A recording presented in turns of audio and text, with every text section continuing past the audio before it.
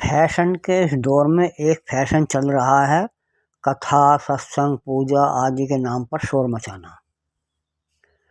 लगभग सबका मानना है कि सर्वशक्तिशाली न्यायकारी ईश्वर एक है और उसके पास सबके मन की बात जानने की भी शक्ति है। किंतु उस ईश्वर के नाम पर शोर मचाने वाले ये लोग धड़ल्ले से कहीं रात्रि जागरण के नाम पर, कभी भागवत कथा, सत्संग आदि के नाम पर लाउड स्पीकर द्वारा पूरे पास पड़ोस को, क्षेत्र को डिस्टर्ब करते हैं। क्षेत्र ही क्यों, कभी कभी तो शहर भर में खंभों आदि पर लाउड स्पीकर लगाकर रात दिन शोरगुल सहने के लिए जनता को मजबूर किया जाता है। कहीं कहीं तो ये दंगे फसाद तक का कारण बनते भी देखा जाता है। क्या यह व्यवहार सही है? नहीं। केवल सभा सत्संग स्थल तक ही ध्वनि पहुंचनी चाहिए। जब ईश्वर आपके मन की बात को, आपके मनोभावों को समझता है तो फिर कीर्तन के रूप में शोर मचाने की आवश्यकता क्या है उसके लिए? बड़ी हास्यास्पद स्थिति होती है तब जब किसी कीर्तन के कार्यक्रम में वक्तागण, जिनमें कुछ कथित संत जन आदि भी होते हैं, और वे ईश्वर की महिमा का गुणगान करते हुए कहते हैं कि ईश्वर सर्वव्याप्त है और वह सभी के हृदय की बात जानता है, वह तो श्रद्धा का भूखा है। बस इतना भर कहते हुए वे लग जाते हैं कीर्तन करने और लोगों को उकसाते हैं जोर जोर से बोलने और तालियां बजाने के लिए, ये कहते हुए कि इतनी जोर से तालियां बजाओ कि ईश्वर तक पहुंच जाएं। अब सोचिए, जो महानुभाव ईश्वर को मन की बात जानने वाला बता रहे थे, वे ही लोगों को लाउड स्पीकर पर जोर जोर से शोर मचाने को कह रहे हैं।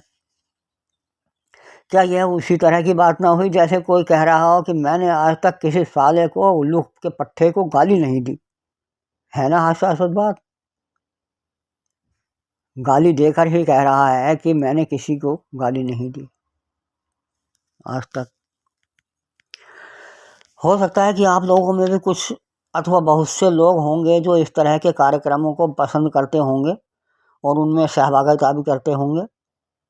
किंतु जरा विचार कीजिए कि यदि आपके घर में आपके वृद्ध माता पिता गंभीर बीमार हैं, डॉक्टर ने उन्हें आराम करने की सलाह दी है और उन्हें अच्छी नींद लेने को कहा है, अथवा आपका बच्चा आप अपने स्कूल, कॉलेज अथवा किसी नौकरी के लिए इंटरव्यू की तैयारी कर रहा है और कल ही उसका इंटरव्यू है, और आज आपके पड़ोस में लाउड स्पीकर के साथ कीर्तन चल रहा है, तो आपको कैसा महसूस होगा? बताने की आवश्यकता नहीं, सभी जानते हैं। और आश्चर्य के साथ ही दुखद सत्य तो यह है कि ऐसी स्थिति में आप स्वयं भी पड़ोस में चल रहे उस कीर्तन में शामिल होने अवश्य जाना चाहेंगे और सहभागिता भी करेंगे, क्योंकि आपको डर है कि आपके न जाने के कारण वे मेजबान पड़ोसी भी और वहाँ उपस्थित अन्य पड़ोसीगण आपकी निंदा करेंगे। इस प्रकार आप इस आडंबर के कारण अपने बच्चों और अपने वृद्ध व बीमार माता पिता के शत्रु बनने को विवश हो जाएंगे। मैं मानता हूं कि इस प्रकार के क्रियाकलापों में आप पुण्य के भागी नहीं बन रहे हैं, बल्कि पाप के भागीदारी बन रहे हैं। और हम कब कहते हैं कि आप सत्संग ना करें? हम कब कहते हैं कि आप कीर्तन ना करें? हम तो आपके फिल्मी गीतों को गाने पर भी अंगुली नहीं उठाते, किंतु उन्हें मात्र आप या आप जो भी इच्छुक लोग हैं उन्हीं को सुनाएं। जो ना सुनना चाहें उन्हें तो बख्श दें, उन्हें तो हानि ना पहुंचाएं। सरकार ने शराब या धूम्रपान करने पर पाबंदी नहीं लगाई, जबकि सरकार भी और पीने वाले भी सभी जानते हैं कि शराब या धूम्रपान दिमाग सहित पूरे शरीर के लिए हानिकारक है। किंतु किसी को जबरदस्ती पिलाना अपराध है। आप पीते हैं, नुकसान उठाते हैं, कानून में कोई नहीं रोक सकता, लेकिन ना पीने वालों को आप जबरदस्ती पिलाना चाहेंगे तो वह अपराध माना जाएगा। सोचिए, आप किसी सार्वजनिक वाहन में बैठे हैं और आपको बीड़ी सिगरेट के धुएं से एलर्जी है, तो आप उसे अधिकार के साथ धूम्रपान करने वाले व्यक्ति से पीने को मना कर सकते हैं और उसे आपकी बात माननी भी पड़ेगी। यही बात किसी भी शोरगुल पर भी लागू होनी चाहिए। मेरी इस बात का अर्थ यह न लगाया जाए कि मैं सत्संग या कीर्तन की तुलना शराब और धूम्रपान से कर रहा हूँ, किंतु ये भी सच है कि जितना आनंद आपको कीर्तन में आ रहा होगा उससे बिल्कुल भी कम आनंद शराबी को शराब के नशे में नहीं होगा।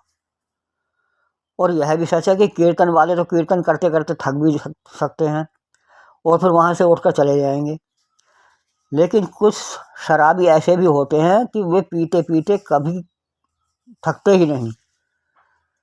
वे तो कहते ही रहते हैं कि थोड़ी और, जब तक कि वे वहीं लुढ़क न जाएं। मैंने ऐसे सीन स्वयं देखे हैं। इससे तो यही सिद्ध होता है कि सत्संग करने वालों से अधिक शराबियों को शराब में आनंद आता होगा।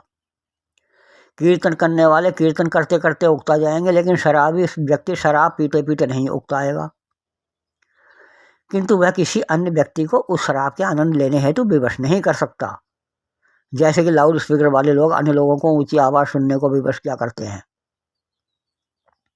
खैर, मेरे कहने का आशय यही है कि आप धर्म के नाम पर दूसरों को हानि ना पहुंचाएं।